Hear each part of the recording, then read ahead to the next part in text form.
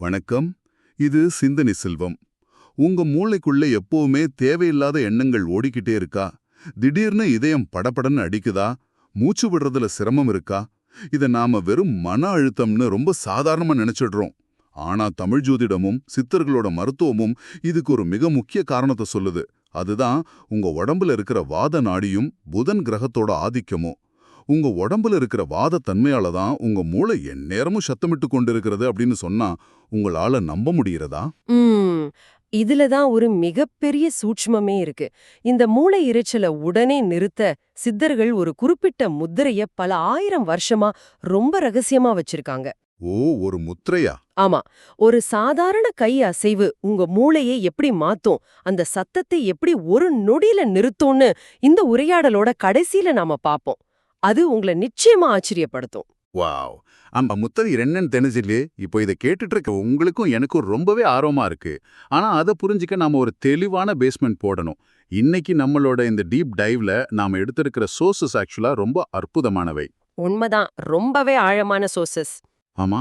ஒரு பக்கம் பழமையான சித்த மருத்துவ சுவடிகள், ஜோதிட குறிப்புகள் இருக்கு. இன்னொரு பக்கம் பாத்தீங்கன்னா நவீன நரம்பியல், அதாவது நியூரோ சயின்ஸ் ரீசர்ச் பேப்பர்ஸ். இந்த ரெண்டு முற்றிலும் மாறுபட்ட துறைகளும் மூளையோட இரைச்சலை பத்தி எப்படி ஒரே விஷயத்த பேசுதுன்னு உடைச்சு பார்க்கறது தான் இன்னைக்கு நம்ம மிஷன். எக்ஸாக்ட்லி. மன அழுத்தம்னாலே நாம உடனே சைக்காலஜி, தெரப்பி அப்படின்னு தான் யோசிக்கிறோம்.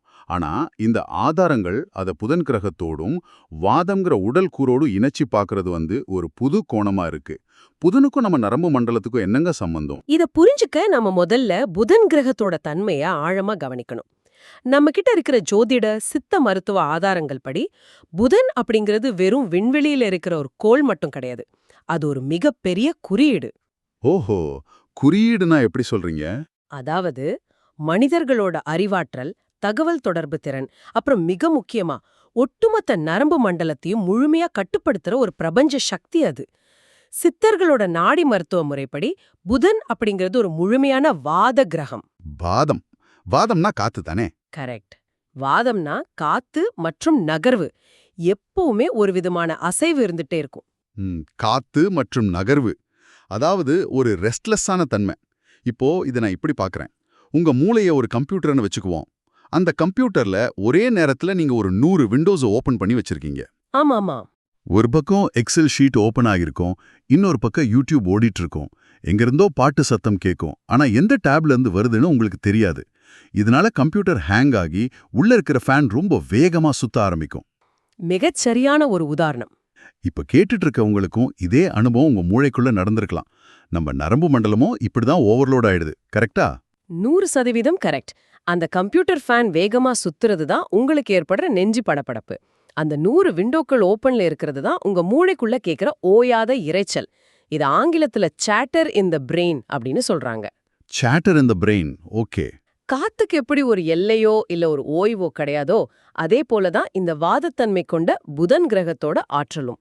இந்த வாதத்தன்மை உங்க உடம்புல சரியான அளவுல பேலன்ஸ்டா இருக்கிற வரைக்கும் நரம்புகள் சீரா வேலை செய்யும். ஆனா பேலன்ஸ் தப்புனா? அதுதான் பிரச்சனை. அது சமநிலையை இழக்கும்போது, அதாவது அந்த இம்பேலன்ஸ்ட் மேனிஃபெஸ்டேஷன் நடக்கும்போது, நரம்புகள் எந்நேரமும் ஒருவித எலக்ட்ரிக்கல் அதிர்வெளியே இருக்கும். இத ஒரு ஹைப்பர் அரவுசல் ஸ்டேட் அப்படின்னு நவீன அறிவியல் சொல்லுது. Wow, hyper அரவுசல் state. ஆமா. எதை யோசிக்கிறோம், ஏன் யோசிக்கிறோம்னு உங்களுக்கே தெரியாம உங்க மூளை வேலை செஞ்சுட்டே இருக்கும். இதோட சேர்ந்து பயங்கரமான மன அமைதியின்மை ஏற்படும். நிஜமாவே இது பலருக்கும் ஒரு அன்றாட பிரச்சனையா மாறிடுச்சு. ஆனா இந்த சோர்சஸ்ல என்ன ரொம்ப சிந்திக்க வச்ச இன்னொரு விஷயம் இருக்கு. என்னது? மூளை இரைச்சலுக்கும் இதயம் படபடக்கிறதுக்கும் நரம்பு மண்டலம் தான் காரணங்கிறது லாஜிக்கா எனக்கு புரியுது. ஆனா சித்தர்கள் இத நுரையீரல்ல சளி கட்டிக்கொள்றதோட தொடர்பு படுத்துறாங்க. அது எப்படி சாத்தியம்? மூளைக்கும் சளிக்கும் என்ன சம்பந்தம்? நல்ல கேள்வி.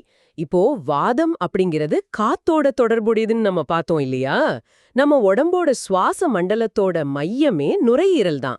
இத சயின்டிஃபிக்கா பார்த்தோம்னா, உங்க நரம்பு மண்டலம் ஓவர்லோட் ஆகும்போது உங்க சுவாசம் ரொம்ப ஷாலோவா மாறிடும். ஷாலோ பிரீதிங்னா மேலோட்டமா மூச்சு விடுறதா?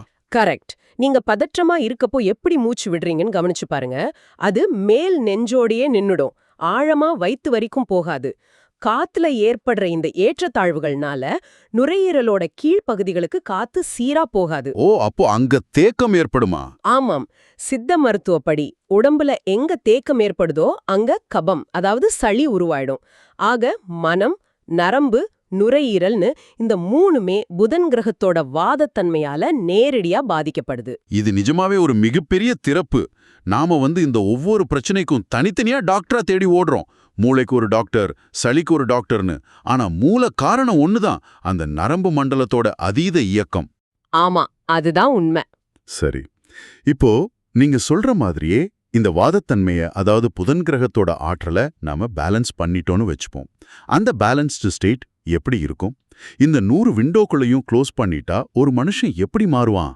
அதுலதான் பெரிய ஆச்சரியமே இருக்கு. புதன் கிரகத்தோட ஆற்றல் ஒருத்தர்கிட்ட சமநிலையா இருக்கும்போது அவங்க முற்றிலும் மாறுபட்ட ஒரு மனிதரா மிளிர்வாங்க. முதலாவது, அவங்களுக்கு இளமையான தோற்றம் இயல்பாவே கிடைக்கும். ஓகே. ரெண்டாவது, இயல்பான நகைச்சுவை உணர்வு எப்பவுமே இருக்கும். மூணாவது, மிகச்சிறந்த தகவல் தொடர்பு திறன் வெளிப்படும். அப்புறம் புது விஷயங்களை கத்துக்கிறதுல ஒரு குழந்தையோட ஆர்வம் அவங்க கிட்ட இருக்கும். ஒரு நிமிஷம் இருங்க, கொஞ்சம் பொறுங்க. மூளை எரிச்சல் நிக்கும்னு சொன்னா நான் முழுமையா ஏத்துக்கிறேன். ஆனா ஒரு கிரகத்தோட வாதத்தன்மையை சரி செய்யறது மூலமா ஒருத்தர் இளமையாவும் நல்ல நகைச்சுவை உணர்வோடும் இருக்க முடியுமா? இது நம்பவே கொஞ்சம் கஷ்டமா இருக்கே. ஏன் அப்படி தோணுது? இல்ல, ஒரு நல்ல ஜோக் சொல்றதுக்கும் நம்ம நரம்பு மண்டலத்துக்கும் என்ன சம்பந்தம்? சித்தர்கள் இதை எப்படி அறிவியல் பூர்வமா நிரூபிக்கிறாங்க? இத கொஞ்சம் ஆழமா சிந்திச்சு பாருங்க.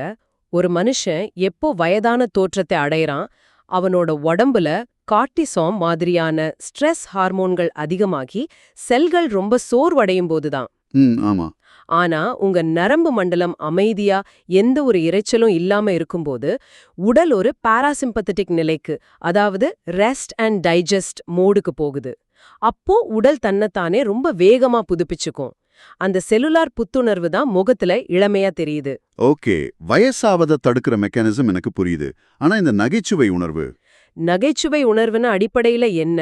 சம்பந்தமே இல்லாத ரெண்டு விஷயங்களை மூளை ரொம்ப வேகமா இணைச்சு ஒரு புது கோணத்துல ஒரு முடிவை சொல்றதுதான் நகைச்சுவை. கரெக்ட்.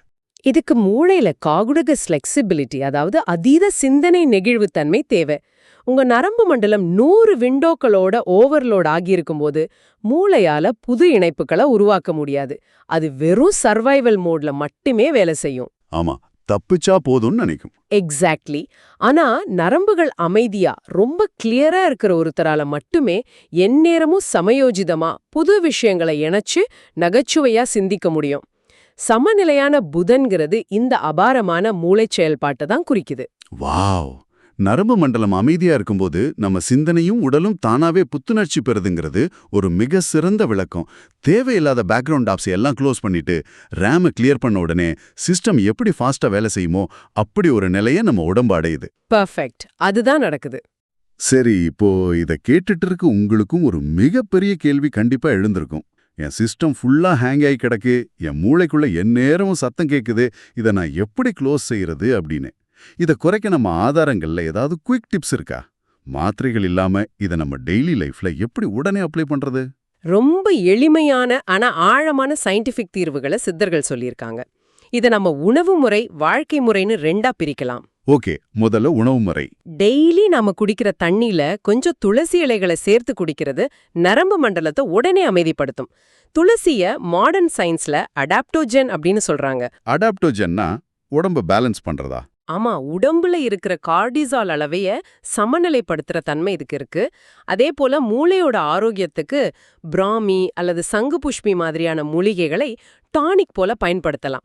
இவை நரம்புகளுக்கு ஒரு கூலிங் ஏஜென்ட் மாதிரி செயல்பட்டு அந்த ஓவர் எலக்ட்ரிக்கல் அதிர்வுகளை குறைக்கும். துளசி, பிராமி, சங்கு புஷ்பி இது எல்லாமே நம்ம வீட்டை சுத்தி ரொம்ப ஈஸியா கிடைக்கக்கூடிய விஷயங்கள் தான். இது நரம்புகளை குளிர்விக்குது அப்படிங்கிறது ரொம்பவே ஆச்சரியமான தகவல். சரி, லைஃப் ஸ்டைல்ல என்னென்ன மாற்றங்களை செய்யணும்னு இந்த சுவடிகள் சொல்லுது?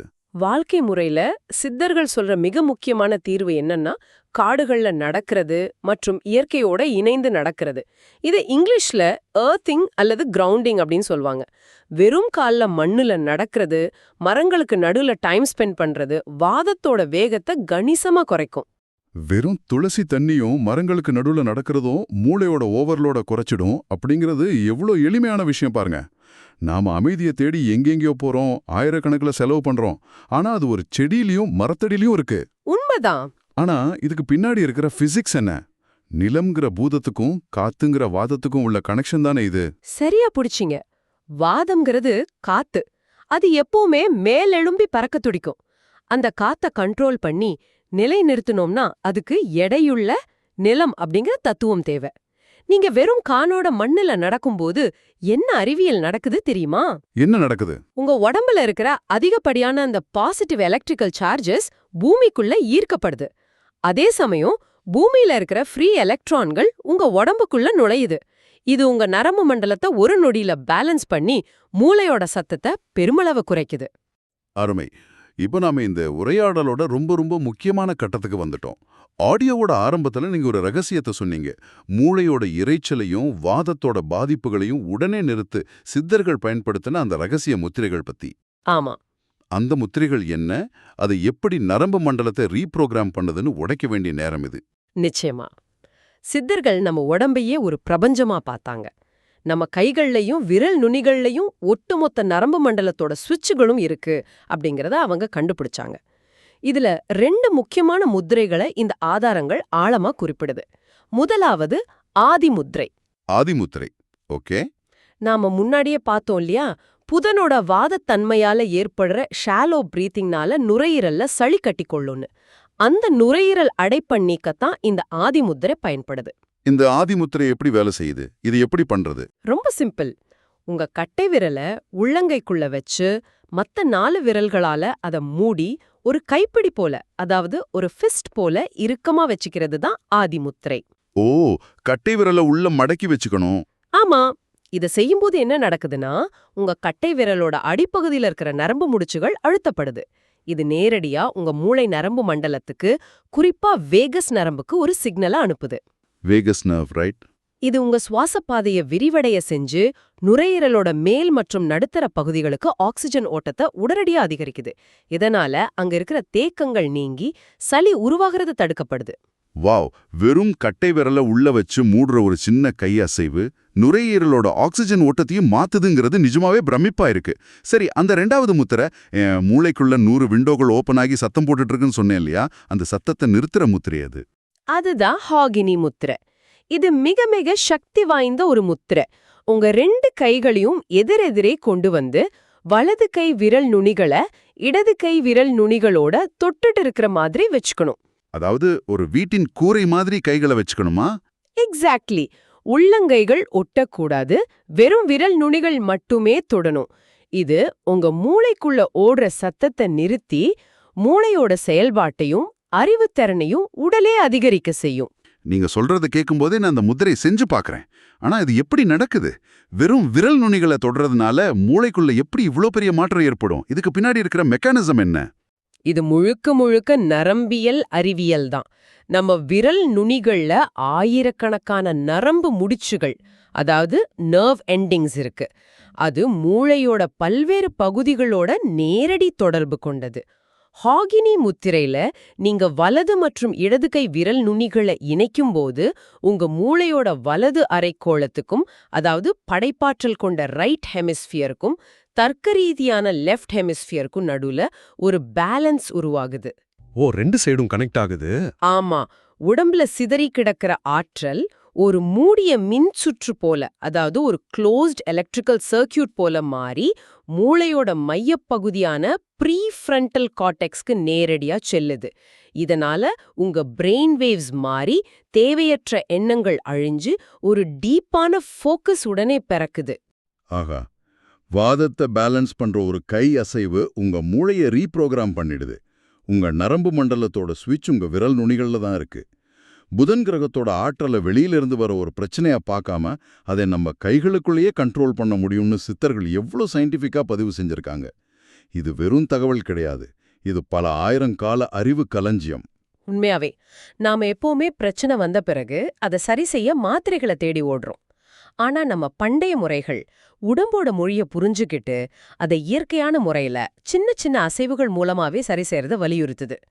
ஹாகினி முத்திரையோ ஆதி முத்திரையோ இல்ல துளசி நீரோ, இது எல்லாமே நாமே டியூன் செஞ்சுக்கிற மிகச்சிறந்த கருவிகள். நீங்க சொல்றது முற்றிலும் உண்மை. ஒரு கிரகத்தோட ஆற்றல் ஒரு சின்ன முத்திரை மூலமா உங்க மூளையோட சத்தத்தையே நிறுத்துது அப்படின்னா, உங்களுக்கு தெரியாமலேயே வேற எந்த கிரகங்களோட ஆற்றல் உங்க டெய்லி பழக்க வழக்கங்களை, உங்க மனநிலைய, உங்க ஒவ்வொரு முடிவையும் இயக்கிட்டு இருக்குன்னு எப்போதாவது யோசிச்சிருக்கீங்களா? இத பத்தி ஆழமா சிந்திச்சு பாருங்க. இந்த வீடியோ உங்களுக்கு ஒரு சிந்தனையை கொடுத்திருந்தால், அடுத்த வீடியோவில் உங்கள் வாழ்க்கையை தடுக்கிற இன்னொரு மறைந்த உண்மையை பார்க்க போகிறோம். அதை தவற விடாதீர்கள். சிந்தனை செல்வம் சப்ஸ்கிரைப் பண்ணுங்க. நாம் மீண்டும் சந்திப்போம் ஒரு புதிய சிந்தனையுடன்.